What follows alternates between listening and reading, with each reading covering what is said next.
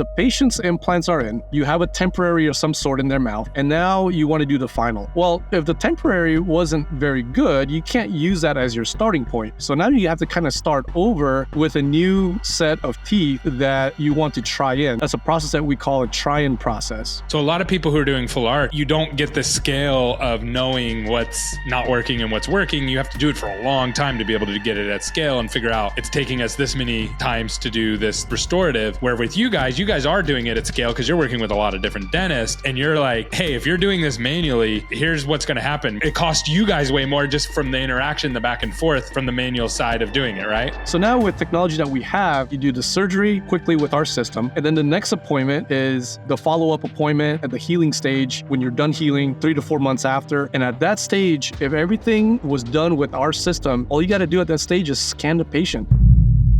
Welcome back to another episode of the Full Arch Advantage podcast. I'm your host, Gary Bird. I'm the founder of SMC National, where we help you create, convert, and close more full arch cases so you can grow the way that you want.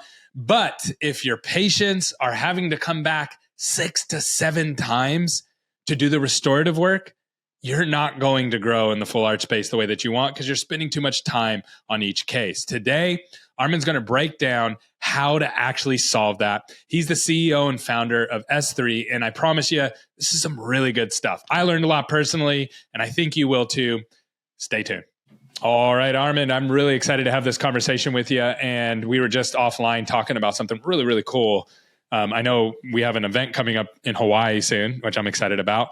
And then also, you started to talk about how you're seeing some big improvements in the full arch space around growth, but it's not the way most people think about it. And so I would love for you to kind of walk through what you're seeing in helping people really grow when it comes to full arch, and kind of break that down for me, someone simple like me who so I can understand it. I would love for you to break that down for our audience. Yeah, absolutely. Well, when you think about full arch, it's a 2-part process, right? You have the first part is your surgical portion. You want to make sure the implants are in the right place. You've got the treatment plan all done beforehand, so you know what to expect, and you're basically anticipating any kind of problems, and you know what to do when it comes time to restoration. And then when it comes to the actual physical restoration of the case itself, a lot of people are still doing it old school way, where they take a lot of old school impression records, impression copings, a lot of back and forth between the lab and the practice. You're looking at anywhere between 4, even up to like 7 appointments going back and forth, making sure that what you're about to get for the final restoration is indeed what you want for your patient. The problem with that is cost and time. I mean, a process that now it should be 1 to 2 appointments with digital dentistry. We're looking at a lot of different revolution in the technology that's being used today. For instance, there's a lot of scanners out there that we can use, a lot of scan bodies. So that comes into play a lot. But what a lot of doctors are missing out on is, okay, I've done the surgery. Surgery's great. I did it, whether guided or whether it's robotics, whatever it is. Now what do you do restoratively? And that's where a lot of the processes we've done lately have truncated that time frame from 3, 4, 5, 6, even 7 appointments down to 1 to 2. So why is it 7? Why is it so long? Let's start there. Why is it some people dealing with 4, 5, 6, 7 appointments for the restorative side of things? Yeah. So think about it this way. The patient's implants are in. You have a temporary of some sort in their mouth, and now you want to do the final. Well, if the temporary wasn't very good, you can't use that as your starting point. So now you have to kind of start over with a new set of teeth that you want to try in. That's a process that we call a try-in process. Not only that, we have to make sure that the implants are captured in the records, old school impression, where it didn't move, and you could basically say to the lab, these are the exact implant positions in the mouth as they are in the impression. So just those 2 key elements alone, verifying the implant position and setting up new teeth, is at least 1 to 3 appointments in that process. So you have to bring the patient in, You got to bring, you got to take impressions at that stage. You got to send it to the lab. The lab makes a master model. You got to verify that one more time, send it back to the patient. Hey, I got a public service announcement for you real quick, and then we'll get back to the show. So the number one thing that people struggle with when they do full arch is that they can't sell the cases, no matter what the marketing does, no matter how good the dentist is, no matter how smooth your process is. Everything is about sales inside of the office. And if you want to close more, you have to learn how to sell full arch. And it's very, very specialized, and it's different than anything else in the dental industry. I had the opportunity to go in and use Stacy's playbook with our clients, and our clients have doubled their full arch sales with this course. And it's been amazing. Now, Stacy sells 60 arches every single month all by herself, and she closes at 75%, which most people average around 20 to 30%. So she is double better, if not triple better than almost everybody else in the dental industry. And here's the best part of it all. She recorded her whole process from end to end and broke it into 4 different modulars. And she's going to give you her whole playbook. And for our clients, she's going to give you $2,000 off. All you have to do is go visit fullarchsalesacademy.com and put in the code 2K Full Arch. Again, that's 2K Full Arch, and you'll get $2,000 off. Go check it out. I promise you it'll be worth it. And back to the show. And you have to do this after the implants are placed, right? You can't really do it before because the things change, right? Is that right? Right. Okay. That's right. So the problem with that is a lot of going back and forth. And then when you're doing it this way, you typically set the teeth that you want to try in, typically in some sort of wax. Now, wax can move. Wax soften in the mouth. And so you're going back and forth on that as well. The teeth isn't quite the right shape. It doesn't feel right. Doesn't feel right. The bite's not occluding correctly, whatever it may be. And then you go back and forth. So is that pretty common? Is that pretty common in, like, this is just part of the problems that people face when they're dealing with full arch? Absolutely. And I've actually seen cases from other labs that have come to me, and they're like, hey, this lab made this beautiful wax try-in, but it melted in transit because I'm in Southern California and it's been hot. And they show up in the box in pieces, right? And I've seen that happen. And now what do? Well, you got to start over. Now you got to make another set of wax try-ins. So a lot of possibilities of errors. There's a lot of possibility of mishaps because it's analog, it's physical, it's done by hand. A lot of physical verifications, and we don't have to do that anymore. There's a lot of digital pathways that we have to help doctors avoid those kinds of back and forth. So what percentage of dentists do you feel that are taking longer? That are doing full arch, the restorative work is taking that 4 to 7 rather than 2 to 3. Yeah. You're looking at, I would say the number is decreasing, thankfully, because I think the technology is more and more accessible, but there's still a handful of doctors that are still doing it. I'm sorry, not a handful. I would say probably about half are still doing it the analog way. Mm-hmm. In fact, we're trying to deter that workflow on our website. It actually costs more to do that because there's a lot of back and forth. It costs us shipping. It costs a lot more labor for us. So you've measured this at scale. So a lot of people who are doing full arch are doing 1 here, 2 there. Even if you're doing 2 or 3 a month, you don't get the scale of knowing what's not working and what's working. You have to do it for a long time to be able to get it at scale and figure out, math doesn't lie. It's taking us this many times to do this restorative, where with you guys are doing it at scale because you're working with a lot of different dentists, and you're like, hey, if you're doing this manually, here's what's going to happen. We're going to have to, it costs you guys way more just from the interaction, the back and forth from the manual side of doing it, right? That's right. Yeah. And there's something about the more human hand touching a product, the more errors you're going to get. Yeah. That's just the reality of the way things are in this world. We're just imperfect beings. We're just going to keep touching it until we feel like it's right. But at the end of the day, it may not be right. So there's a way to do it where we streamline that. Now after that try-in is done, right? So the try-in is done. The patient loves it. Doctor loves it. That gets sent back to the lab. And now we copy that for the final restoration, the final fabrication. So that's typically zirconia, nanoceramic, or whatever it may be. And then we send that back. So that's another back and forth. Okay. Now that's a completely analog way, old school way to do it. There's different parts of that process that has improved, such as 3D printing, where instead of using a trine, using wax teeth or wax trine with denture teeth, we can now 3D print the trine as a one-piece unit that you can just screw down. That has sped up the process and it's more solid, so there's no worry about it softening up in the mouth, accidentally, changing the bite, whatever it may be. That has helped, but it's not quite there. So we took that a step further, and a lot of labs are doing this today. So it's not just us, but paired with our surgical technique and this, we've really streamlined the process to where it's really affordable and it's really quickly done from start to finish. So you're not going back and forth.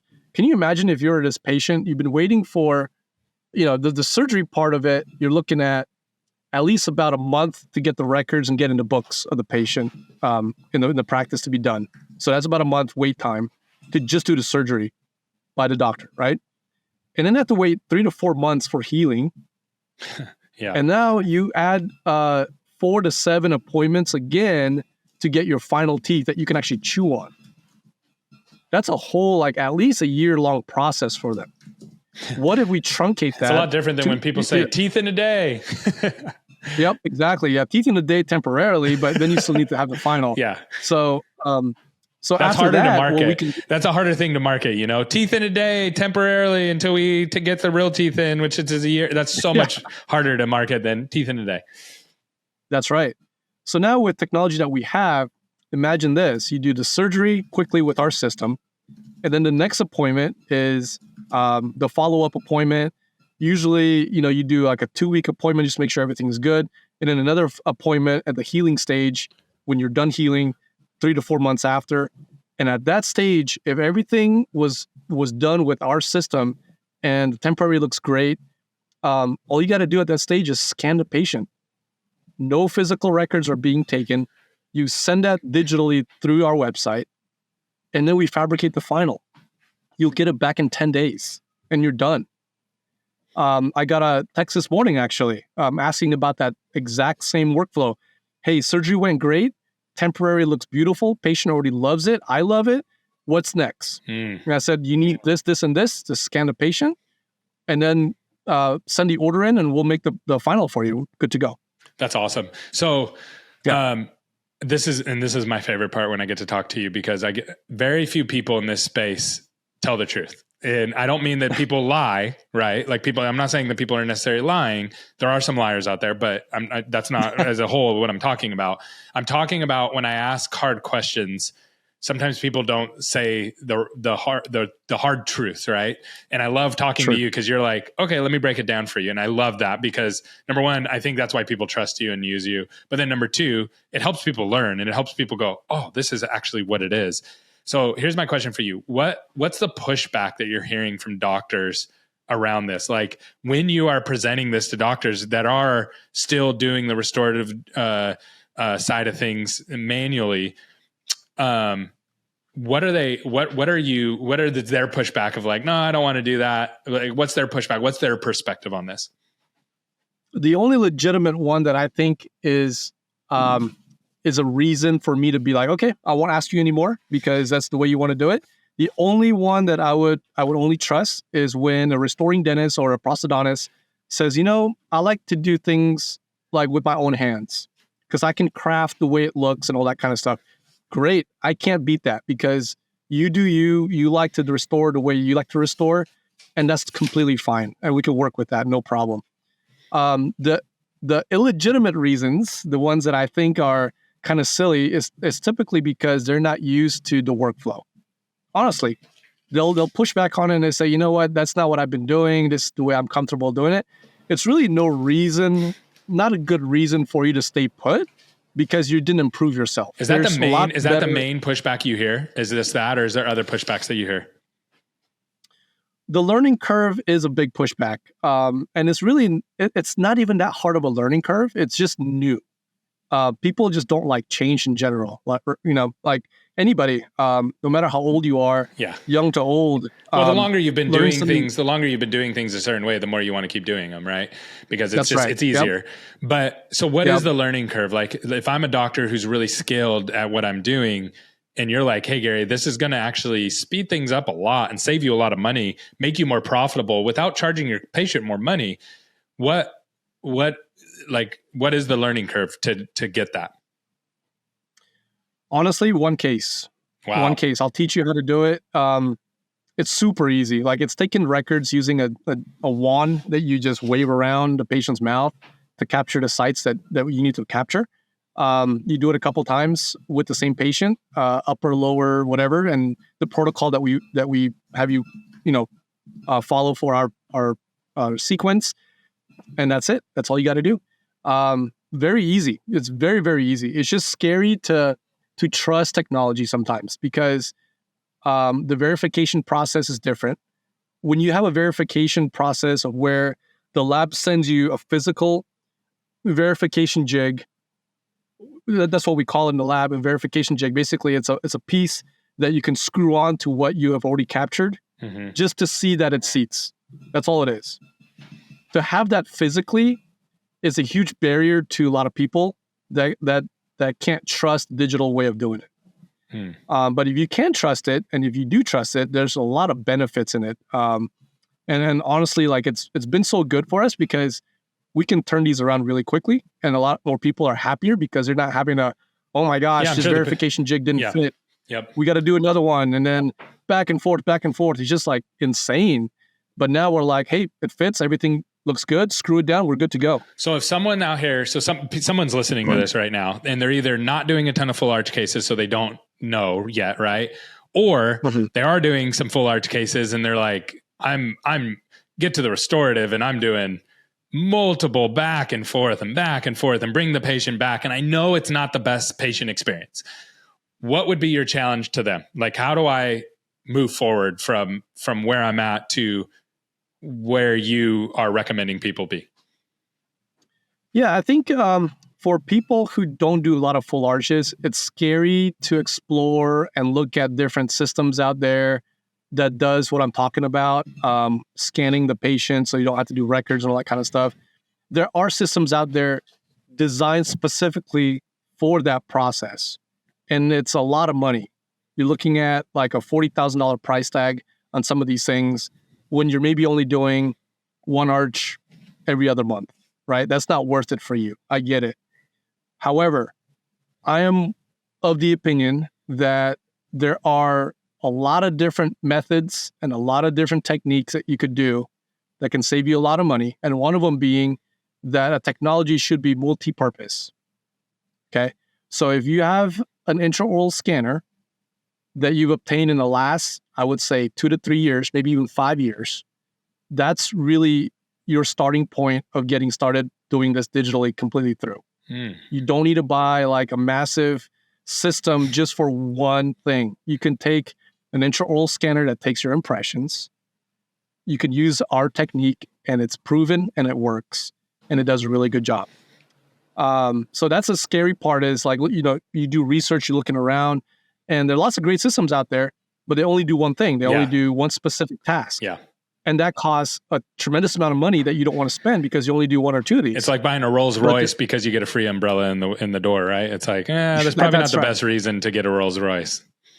Right. And then what they do is they shy away from that, and they're like, you know what? I'll just keep doing what I've been doing. But that's not good enough for me, man. Like I just feel like, there's other ways to do things that you don't need to spend a lot of money on. Yeah. And I'm not a car salesman. Like, I'll tell you how if it works, it works. You always shoot straight. I've had you. This is, I think, our 3rd or 4th time talking live on camera, but we've also talked offline, and you've always shot straight with me. Like, I'm like, why wouldn't people use your product? And you're like, if people are doing this, then it doesn't make sense for them to use my product. And I appreciate that so much because there's not a lot of people like that in the space. So that is huge. Now, most importantly, if someone says, okay, I want to give this a shot, I want to talk to you, what's the best way to get in touch with you? Yeah, s3smiles.com is our website. We have a wealth of information on there that you guys can peruse through. Of course, you can also contact us directly, email, text us, call us, do whatever you need to do, whatever's easiest for you. All our contact information is on the website. Check out our Instagram as well, s3.smiles. Lots of case studies, events, promos, all that kind of stuff. I'm here to be a resource to you. We're not a big company by any means. Whether or not you end up using us, ask me questions. I'd love to answer and teach. So awesome. This has been a really good one. Thank you so much for coming on. Yeah, for sure.